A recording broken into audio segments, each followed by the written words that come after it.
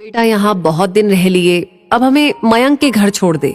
बाबूजी आपको आए अभी कुछ ही दिन हुए हैं। एक हफ्ता बहुत है, फिर आ जाएंगे। जैसे आप दोनों की इच्छा। मैं तो नहीं आ पाऊंगा, लेकिन ड्राइवर छोड़ आएगा, कह दिया वैभव को। यशोदा जी बैग में कपड़े रखते हुए बोली। कह तो दिया, पर वो बहुत मायूस हो गया। जानती हूँ, वो हमसे बहुत प्यार करता है। वो चाहता है हम उसके साथ रहे, पर हम भी क्या करें।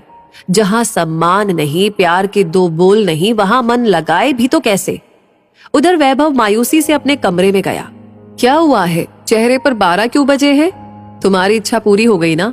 माँ बाबूजी कल मयंक के घर जा रहे हैं। मैंने थोड़ी कहा है उन्हें जाने के लिए, अपनी मर्जी से जा रहे हैं। अब हर वक्त ना मुझे दोष क्यों देते हैं?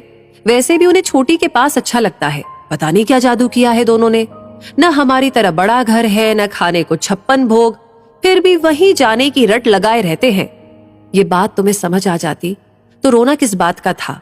वैभव बोला। क्या मतलब है आपका? मेरी बात तुम्हें समझ कहाँ आती है? एक काम करो, इस बार तुम माँ बाबूजी को मयंक के घर छोड़कर आओ। कोशिश करना कि 1-2 दिन तुम भी वहां रह सको। फिर तुम्हें पता चल जाएगा कि माँ बापूजी वहां क्यों रहना चाहते हैं। शायद तुम्हें भी कुछ अक्ल आ जाए। कुछ देर सोच के बीना बोली, ठीक है, मैं भी तो पता करूं कि ऐसा कौन सा खजाना है उस झोपड़ी में जो तुम्हारे मम्मी पापा वहां जाने के लिए उतावले रहते हैं।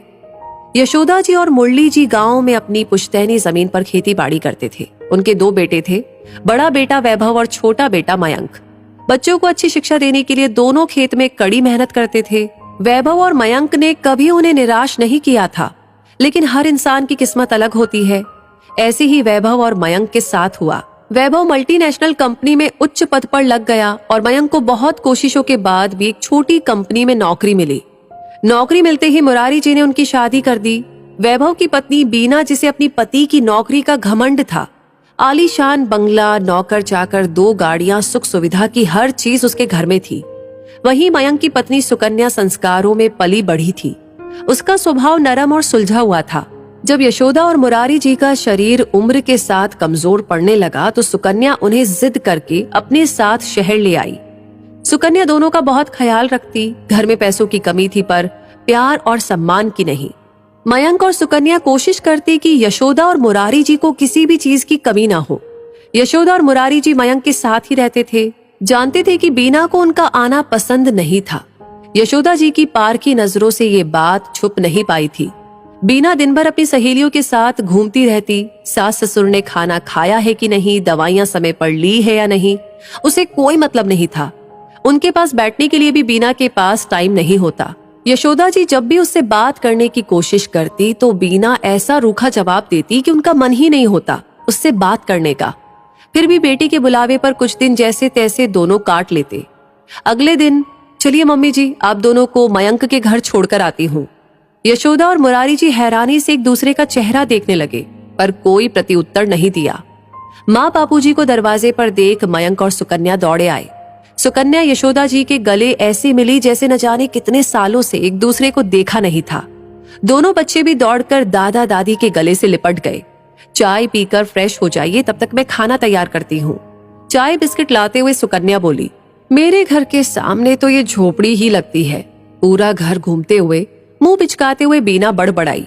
टेबल पर खाना लगा तो दोनों बच्चे बड़े प्यार से दादा दादी का हाथ पकड़कर ले आए। मेरे बच्चों को तो दादा दादी से कोई मतलब ही नहीं रहता। सुकन्या, ये क्या मरीजों वाला खाना बनाया है? दाल का 1 चम्मच मुंह में डालते ही बीना बोली। दीदी, माँ बापूजी कम नमक मिर्च का खाना खाते हैं, इसलिए मसाले कम रखे हैं। रात को हंसने की आवाजें सुनकर बीना जागी। कमरे से बाहर आई तो देखा सुकन्या यशोदा जी के सिर में तेल लगा रही है। मयंक और दोनों बच्चे मुरारी जी को घेर कर बैठे हैं। माँ बाबूजी के होठों पर इतनी मुस्कान उसने पहली बार देखी थी। बीना थोड़ी देर वहीं पर खड़े होकर उन्हें देखती रही, फिर कमरे में चली गई। सुबह चाय लेकर सुकन्या बीना के कमरे में गई। उसे उदास खिड़की के बाहर देखते हुए बोली, दीदी रात को अब बाहर आई थी, फिर हमारे साथ क्यों नहीं बैठी? सुकन्या, कल से समझने की कोशिश कर रही हूँ कि माँ बाबूजी हमारे साथ खुश क्यों नहीं रहते। दीदी, इसका सिर्फ एक कारण है, प्यार के 2 बोल। उन्हें सिर्फ प्यार और सम्मान चाहिए। उन्हें इससे कोई फर्क नहीं पड़ता कि आपका घर कितना बड़ा है या आप उनके खाने के लिए कितनी चीजें बनाते हैं। उनको इससे फर्क पड़ता है कि आपका उनके प्रति व्यवहार कैसा है। अगर ये प्यार उन्हें छोटे से घर में और दाल रोटी के साथ मिलता है तो बड़ा घर या पकवानों से सजी टेबल उनके लिए मायने नहीं रखती।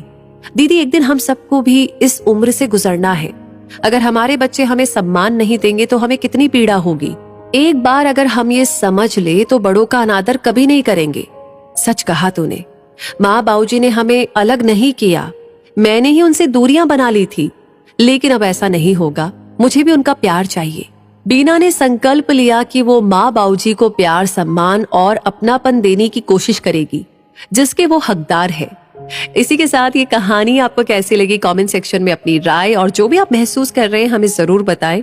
लाइक ऑलरेडी कर दिया है तो शेयर करना बिल्कुल ना भूलें और ऐसी कहानियों के लिए हमारे पेज को फॉलो करें। मिलेंगे जल्दी ही। धन्यवाद।